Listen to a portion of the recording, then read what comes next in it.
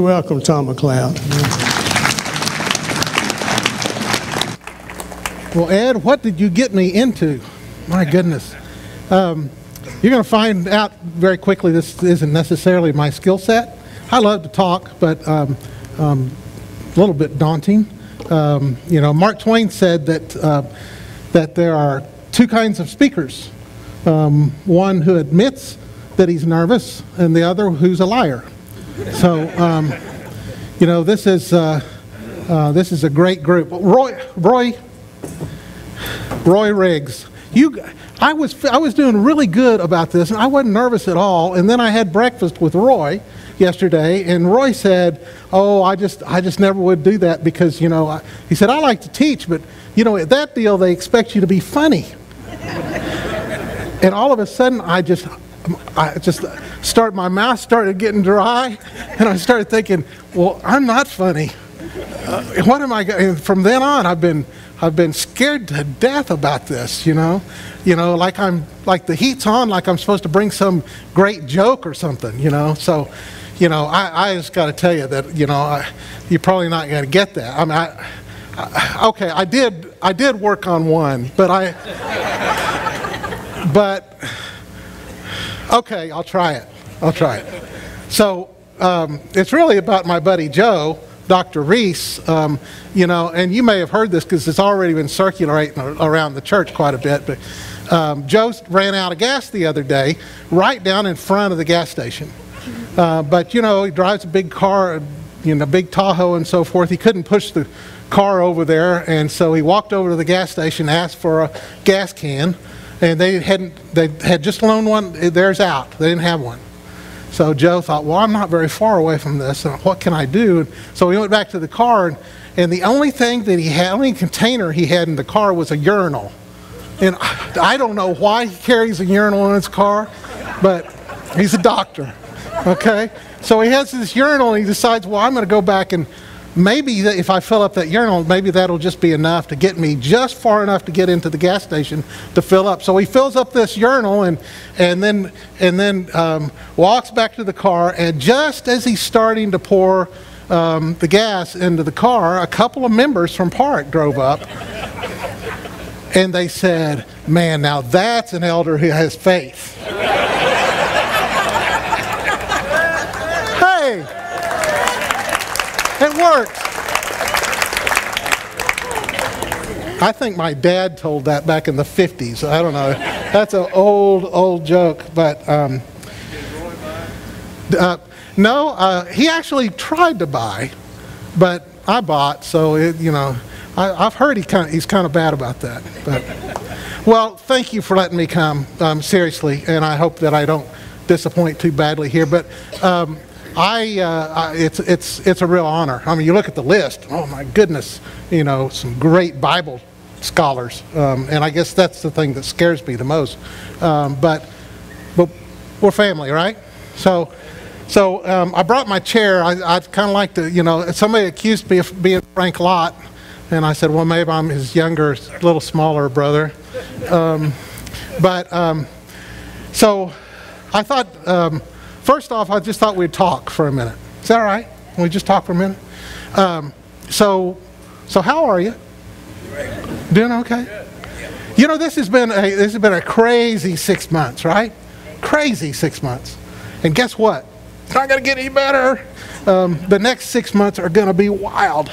Wild, I'm telling you. And the more that I am over there on campus, and the more I hear about stuff, I'm telling you folks, anything you could ever possibly dream of some kind of ministry we can do from that location.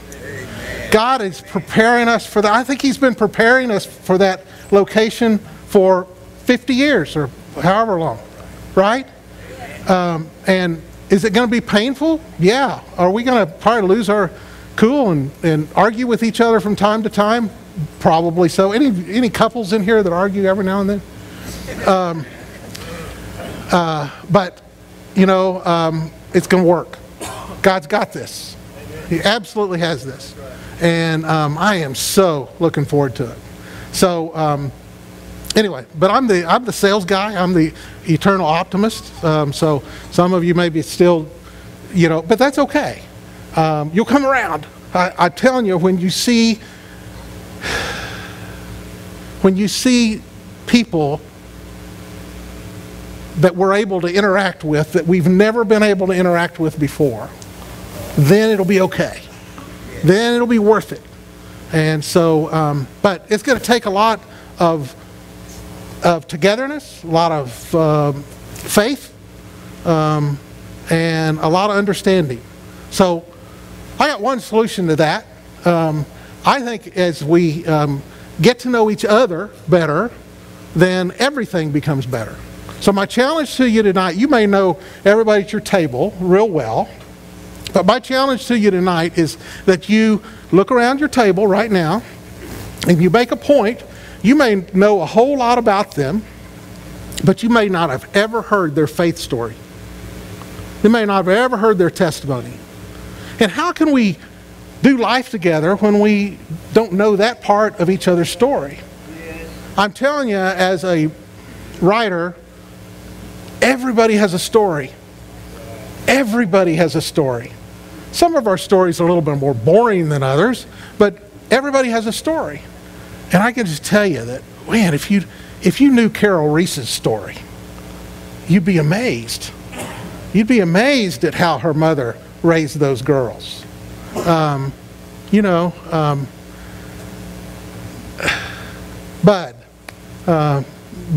story, I could just go around the room, and I know enough about the stories of some of you guys that know that, man, you could write a book.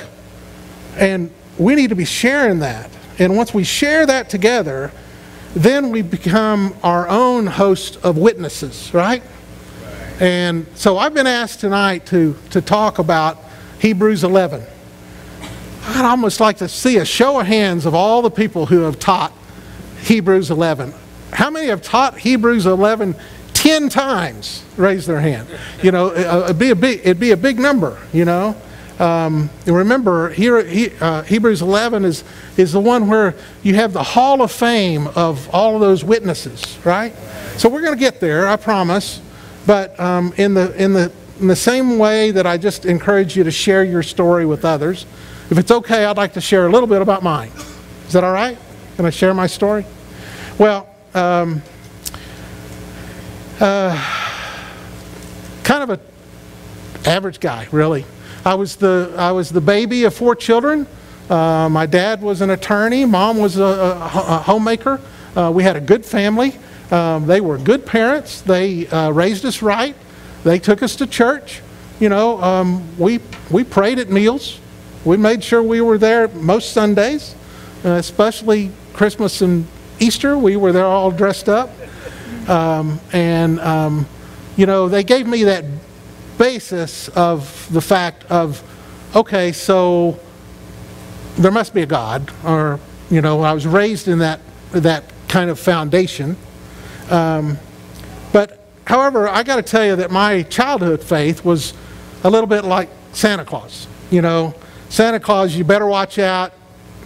You better not cry. You better not pout. I'm telling you why, because Santa Claus is coming to town. God was kind of the marshal in the sky who checked his list twice, and if I was good or bad. And the trouble was that I quickly found out that there wasn't a Santa Claus. And so I kind of wondered about God too. In another way, he sort of like believing in Tinkerbell. How many people watched the original Peter Pan with Tinkerbell? Well, I've got a treat for you tonight. Would you show the Tinkerbell clip? See if this takes you back to your childhood.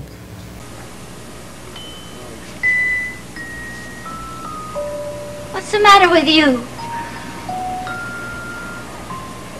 It was poisoned. You drank it to save my life. Tink, dear Tink, you're dying. Your light is growing faint. And if it goes out, that means you're dead. Your voice is so low I can scarcely hear what you're saying. You think that what tape?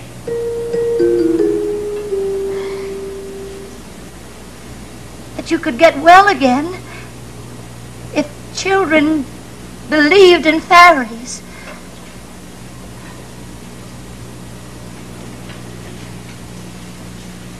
Do you believe? Oh, please, please believe. If you believe, wherever you are, clap your hands and she'll hear you. Clap! Clap! Don't let Tink die! Clap! She's getting better. Clap! Clap! She's getting stronger. Oh, she's all well now. Oh, thank you. Thank you. Thank you. And now to rescue Wendy.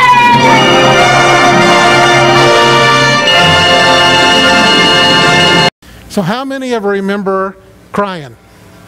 How many of you guys remember clapping during that scene? Y'all remember?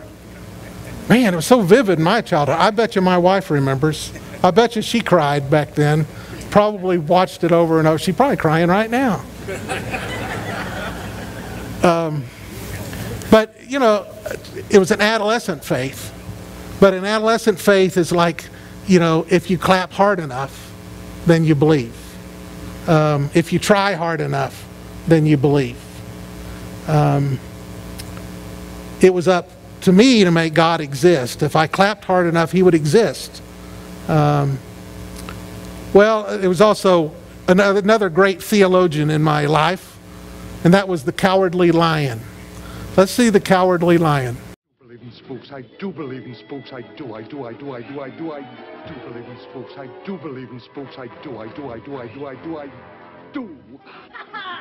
You will believe in more than that before I finish with you. If you say it loud enough and as many times as you can, I do believe, I do believe, I do believe, I do believe, then maybe you could start believing. Okay? It's an adolescent faith, right? It's an adolescent faith. But it did kind of help to give me a bit of a basis for a faith. Well, you know, as we grow and we have opportunities then, I think that if we compared our life stories, we would find out that we have some things in common. One, there was at least a point where instruction was involved. So you got your I, okay, for instruction. And instruction for me was probably Vacation Bible School, you know, flannel graphs, making making little Davids out of the little sticks, and in the glue with the cotton balls, y'all remember doing all of that. Your picture probably looked a whole lot like mine, you know. But there was some basic instruction, and we believe in that. Obviously, we believe in that with our kids. Well, but there also comes a point in time when fellowship gets involved. So is that IF? No, that's Phi. There. So fellowship comes involved.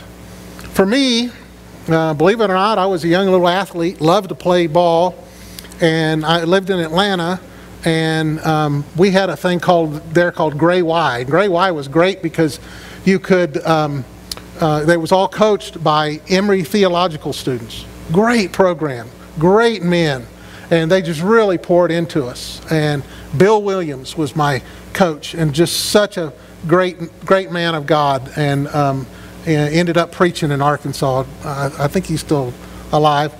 But he would not only teach us through sports, but he would also take us to anything that came to town. Any of you older guys remember Paul Anderson? You remember that name, Paul Anderson? He at one time was the strongest man alive. In fact, some say that he was the strongest man who's ever lived. I don't know about that, but he used to squat 1,200 pounds, guys. 1,200 pounds is what he squatted. But I got to go, I remember as a young man being able to go and hear this great man, and he had a platform when he got a dozen men on it or whatever and picked it up, and then he told about Jesus. And I remember that, and I remember about being wowed by a hero of mine talking about Jesus. And I wanted to be like my hero, and so at that point my faith did grow a little bit at that time. But you know, like a lot of kids, like a lot of boys or kids, you know, you kind of keep moving on down the road, and you get busy, and you trying to grow up and so forth. But it really wasn't until I met my wife and we started studying the Bible. We ran into each other. Her folks were my apartment managers at Casa Mia Apartments in Stillwater. And I always joke, this is the one joke that I do tell, I got behind on my rent and I've been married ever since. But anyway, fell in love with this Church of Christ girl, thought that you guys were a bunch of crazy loons. But I started studying the Bible, and I started, for the first time in my life, I understood the death, burial, and resurrection of our Lord, and how the Spirit was the thing that I was missing. And I could try, I could clap, I could say, I believe, but it doesn't really make any difference if you don't have the Spirit in you. And so I learned about that and was baptized. Reese Morrell posted a picture. He was over in Pawhuska this last week, and he posted a Facebook picture of the Pawhuska Church of Christ, and I was able to put on there, yeah, I was baptized in that church 39 years ago. That was fun. So you go from this, if there is a God, to the Spirit comes in, and suddenly you are saying there is a God, right?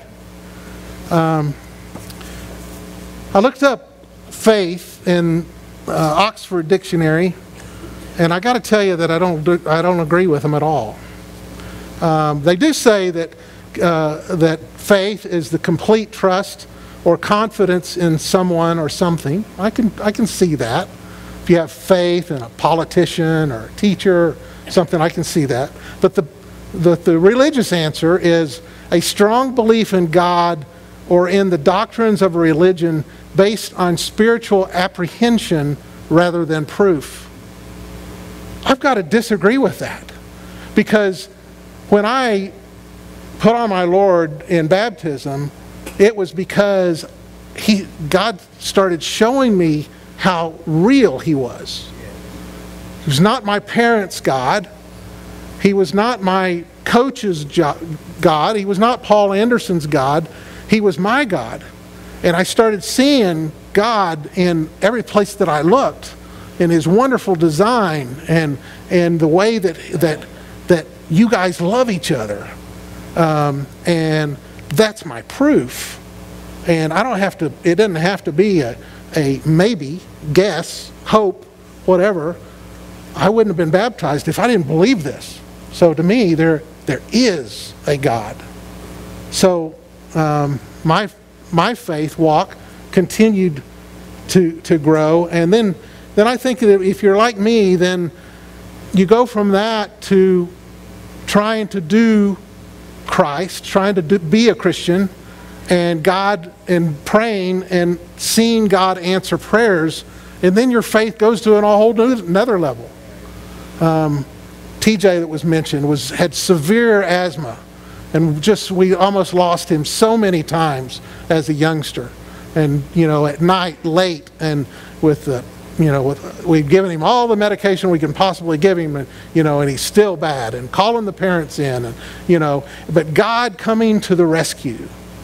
And seeing God over and over and over in my life come to the rescue. And so your faith takes a whole nother step, right? And so then there's other things, and you guys could give your own, but I started my own business. I think everybody should have to own their own business. It is a faith walk, right? And I don't mean to make light. God has blessed us, and we've been fine all these years. But there were many times when I didn't know how we were going to make it. I didn't know how we were going to make payroll.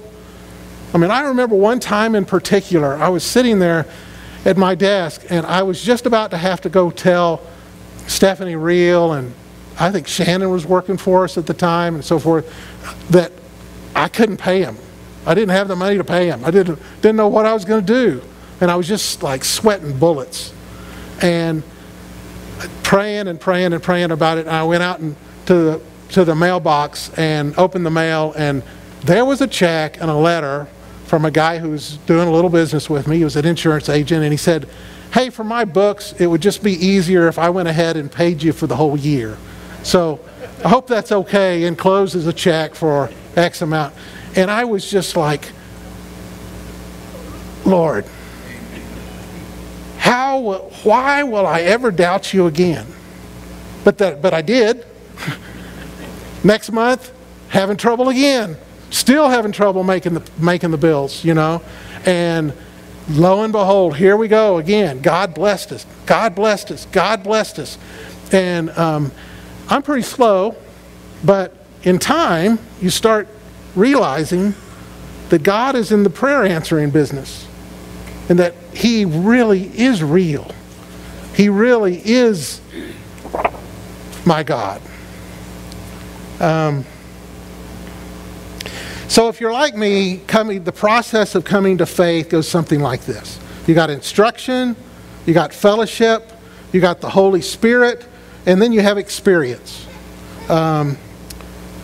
Hebrews 11 defines it this way. Famous line. All of you guys will know. Faith is the confidence in what we hope for, right? And the assurance about what we do not see. So let's tear that apart. That's kind of hard for me to get my mind around. So let's tear that apart into two sentences. So faith is the confidence in what we hope for. What do we hope for? Well, we hope that there's a God, right? We hope that there's a God. We hope that there's a heaven. And when we have confidence that there is, we have seen enough proof that we have confidence that there is, that's faith. Does that make sense? To me, that makes sense. The other part of the sentence is that, where are we? And is the assurance about what we do not see. We can't see heaven, but our faith gives us the assurance that it's there, right? Anybody been to Carlsbad Caverns? When I was a kid, maybe you've gone through the same tour, but when I was a kid, I must have been, 7 or 8 years old. And we went to Carlsbad Caverns, and we're there, and one part of the tour, I don't know if they still do this or not, but the guy wanted us to experience complete darkness. So they turn off the lights for a minute, right? I mean, black. It is just like, it's the weirdest thing to see complete darkness. And I remember my mother reaching down and grabbing my hand and assuring me that she was there, right? So faith is that assurance of the things we do not see.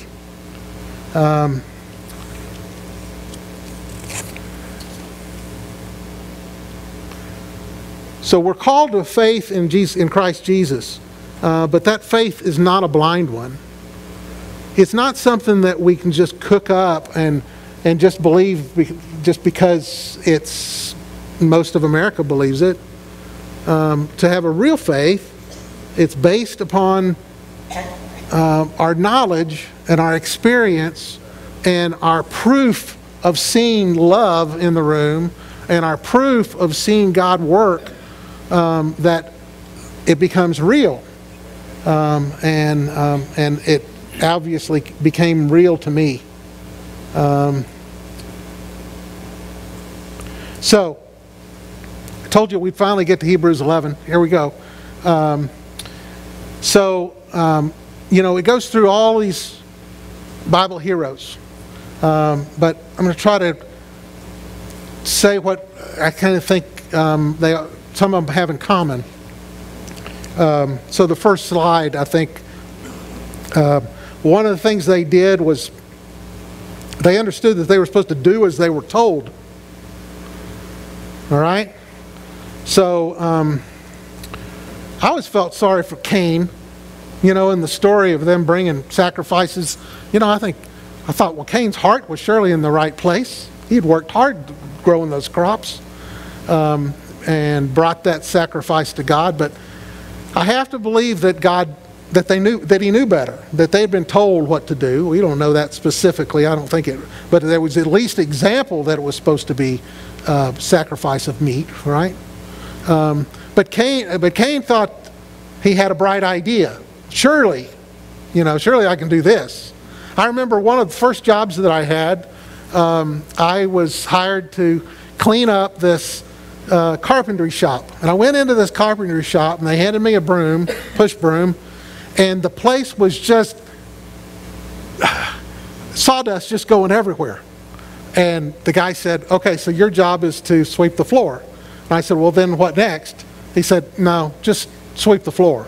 And so I pushed the broom down from one end to the other, and I turned around, and I couldn't tell where I had been. There's that much sawdust. And for a guy who loves completion, it just drove me crazy. And I just could not ever complete that job. And so it was after break sometime, and I saw this carpenter take the hose, air hose, and he blowed himself off so that he could go on break. And I thought, I got an idea. And so I got that air hose and I started spraying, and boy, I was cleaning that place up in a hurry. And the head guy, the straw boss, came over to me. He said, "What are you doing?" And I said, "Well, but I thought," he said, "I'm not paying you to think, young man. I'm paying you to sweep." And he handed me the broom. And it taught me a valuable lesson that sometimes you're just supposed to do what you're told, right?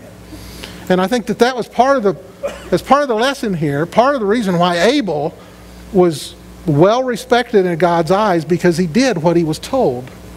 Well, you're also supposed to earnestly seek God.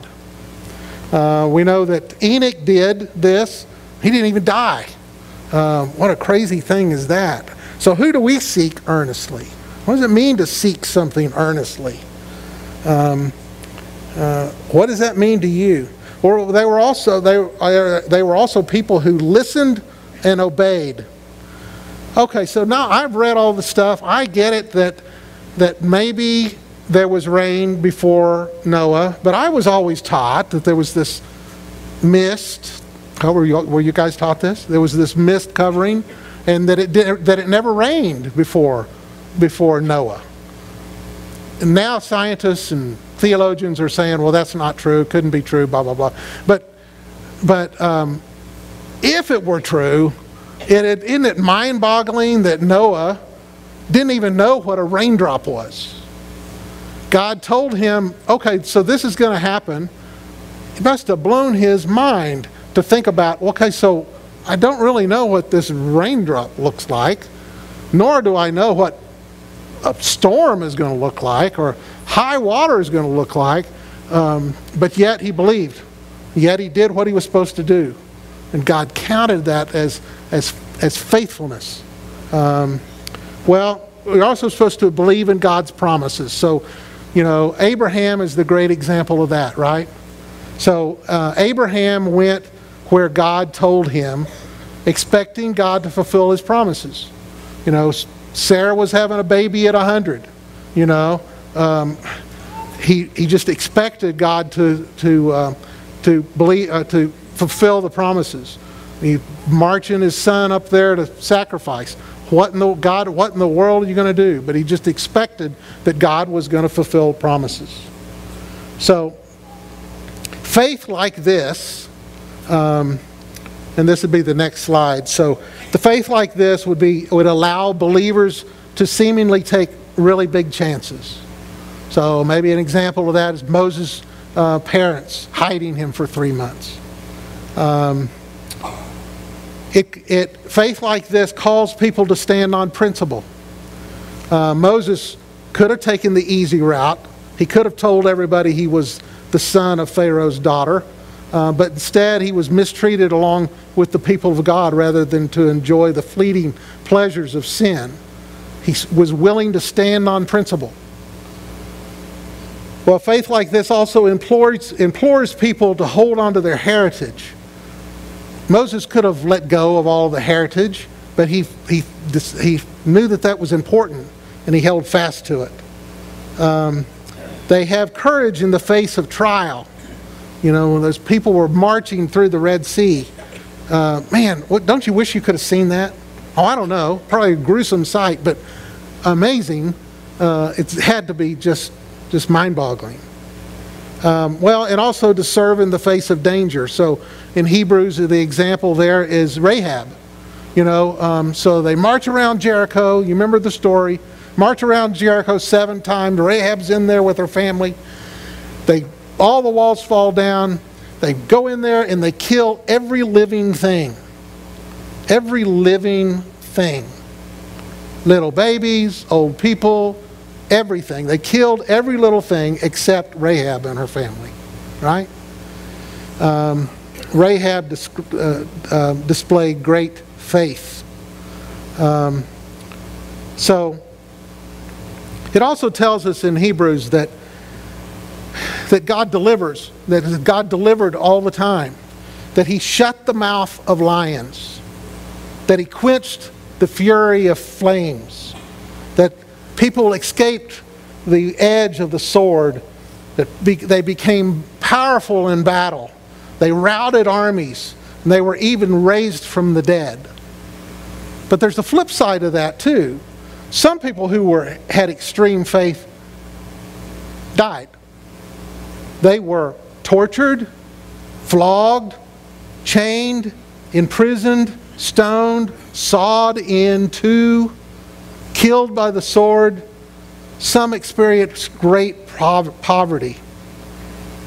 Man, don't you want to meet these folks? Someday we'll be able to meet these folks. Well, we are called to exercise such a great faith as this. And what does that look like? Well, it looks like to do what we've been told.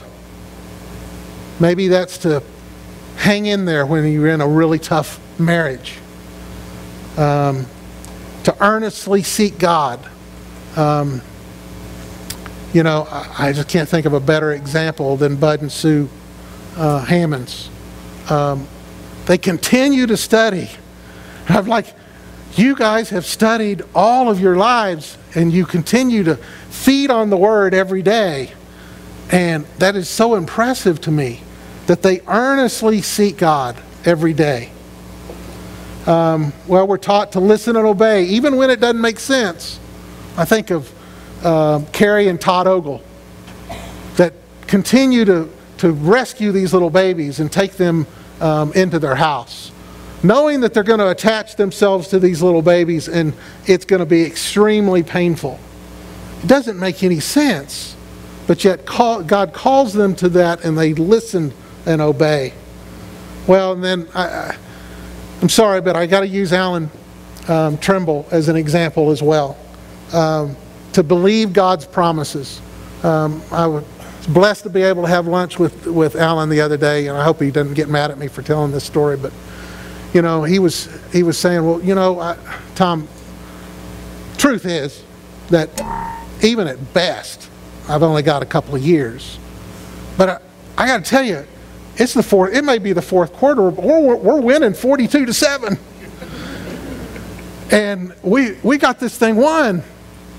And he said, we can have a great time knowing that, not being promised tomorrow, but the fact that we got this thing won. And when you're in the fourth quarter, 42-7, if you're not a football fan, that means that you got this game under control. And you can just have a good time. And man, I was impressed with that. Well, you can't do Hebrews 11 without spilling into Hebrews 12. And I can't do any better than just to read this. So it says, therefore, since we are surrounded by such a great cloud of witnesses, let us throw off everything that hinders and sin that so easily entangles. Let us run with perseverance the race marked out for us, fixing our eyes on Jesus, the pioneer and perfecter of our faith. For the joy set before him, he endured the cross, scorning his shame, and sat down at the right hand of the throne of God. Consider him who endured such opposition from sinners, so that you will not grow weary and lose heart. So what do we have to do to run the race? What does that race look like for you? What's ahead? We've talked about all these crazy ministries that we can do everything from drone. You guys get tired of me talking about this, but I want to do some drone races out in the yard. You know, I want to do some fun stuff. I want to bring people, let's bring people in that otherwise have never would have set foot in our yard. What does that mean to you? What's God going to do with you? What ministry is going to pop up? We had the food bank people in the elders room a few minutes ago, and they said, the Brewsters said, we said, okay, so maybe you're wanting to retire from the food bank, but does that mean you're going to retire from Park Plaza? They said, oh no. And they said, what are you going to do? Well, all of these ministries are going to pop up, and we're just going to pick the one that suits us, and we're going to get to work. That's your job. Find one of these ministries, or create one of these ministries that God calls you to, and get to work. How big is your faith? And then in the process of that, we have to ask ourselves, I think, at some point in our lives, why? Why did you bless me? Why am I in this affluent society? Why did you give me this education? Why was I able to eat more for a snack tonight than most people get in a couple of days? Why? Why, Lord? And what does that call me to do? What does it call you to do? I ran across this video this morning, and so I'm going to end with that. And so I won't be back up here, but watch the video. It's a young man, I think his name is Thomas Mack. Wonder how I remembered that name. Thomas Mack. He's a young, I think he's going to be a star, but he's on video, he's on YouTube, and I think he had 50,000 hits today on this one song that he's getting ready to sing. But I think that it tells a story that we all need to hear, and I'm going to end with that. How big is your faith? What does it call you to do? Will you ask God why? And will you get to work? All right? Let's watch the video. There was a man who lived in comfort his whole life.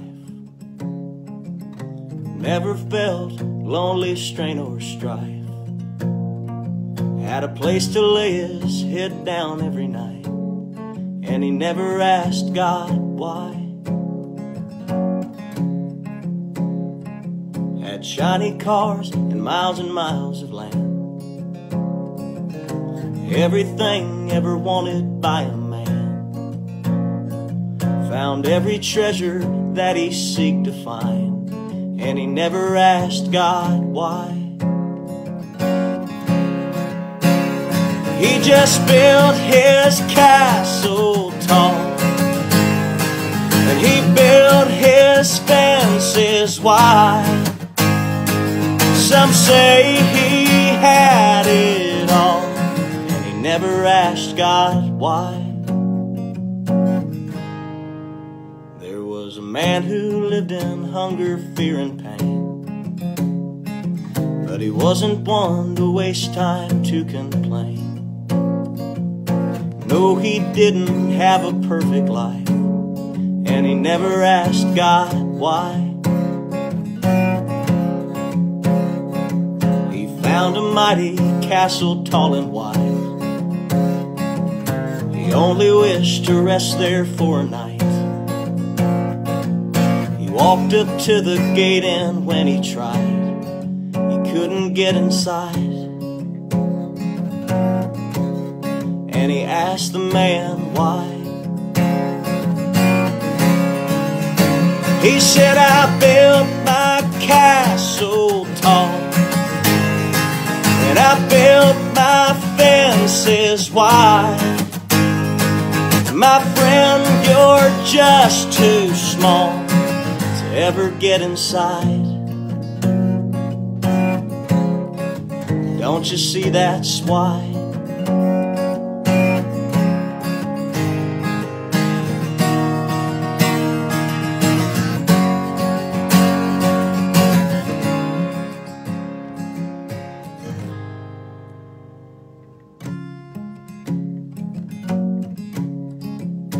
There was a man who lived in comfort his whole life, but he lost it all on the day he died. He got to heaven's gate, and when he tried, he couldn't get inside. And he asked God why. You built your castle tall, and you built your fences wide. Some say you had it all, and you never asked me why. And one day when I tried, you wouldn't let me inside. No, you never asked God why. And now you ask me why.